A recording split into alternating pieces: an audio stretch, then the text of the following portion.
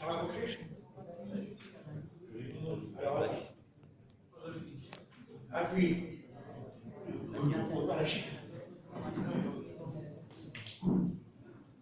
Voilà, Monsieur le Président.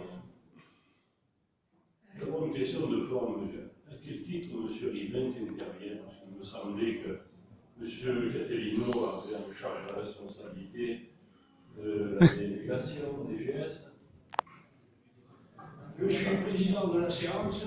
C'est moi qui décide. Monsieur Christophe Frédéric parle, ça ne me plaît pas, c'est pareil. Vous disposez. Je me permets de vous le dire, de vous rappeler à la loi tout simplement. La loi, c'est moi. C'est bon, il a chaud. C'est la conception de la démocratie, mais je vous laisse libre de Monsieur le Président. Mais permettez-moi, par rapport à ces rapports, je vais traiter les deux dans mon intervention, de ne moins m'appesantir sur le choix entre les trois candidats que sur la nature du choix. Avec cette situation, cette délibération, j'avais une opportunité à saisir pour Alès Aglo, et vous l'avez laissé passer. C'est encore un rendez-vous manqué. Cette opportunité, c'était d'étendre à l'ensemble des communes d'Alès Aglo non seulement la régie des eaux, initialement créée sur Alès, mais aussi à l'assainissement. Vous avez préféré faire le choix de poursuivre avec une DSP dont le délégataire est à nouveau Veolia. Je ne dis pas que vous avez bien travaillé et négocié entre les trois délégataires. Je prends celui qui était le plus pertinent, ce n'est pas le ça de mon groupe. Vous avez compris que ma démarche, en l'occurrence, est celle du débat sur la régie. C'est d'ailleurs ce que font de nombreuses collectivités aujourd'hui.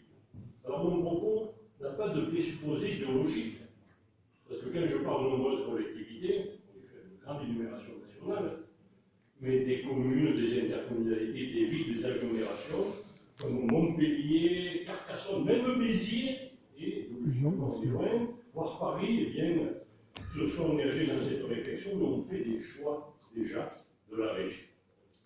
En refusant le principe d'un retour à la régie publique, associé à la production des distributions et le traitement, ce faisant, vous jouez, c'est mon sentiment, contre la collectivité Alès Aglo, mais aussi contre les habitants.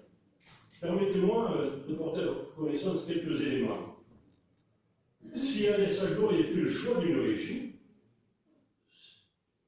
dans des communes de plus de 3000 habitants comme des intercommunalités, les budgets au assainissement, ça a été dit, sont des budgets annexes indépendants du budget général de la collectivité. Autrement dit, ils n'impactent pas le budget. Aucun impact sur le budget de la. C'est un élément important, mais bien rappeler. Rappelez aussi que les agents d'une régie à personnalité morale et autonomie financière, tels que nous aurions pu le décider, ne deviennent pas des agents de la collectivité. Ce sont des agents de la régie.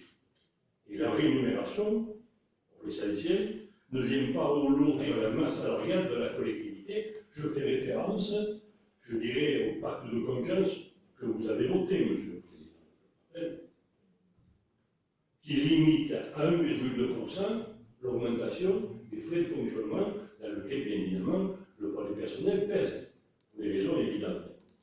Là, le personnel en régie n'impacte pas cette question. Le passage à la DSP à une régie, ce n'est pas non plus le licenciement des personnels de Veolia.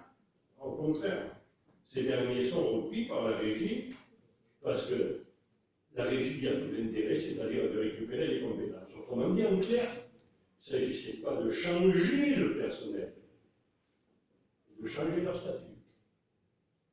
Tout ça n'a d'intérêt, bien évidemment, c'est pas idéologique.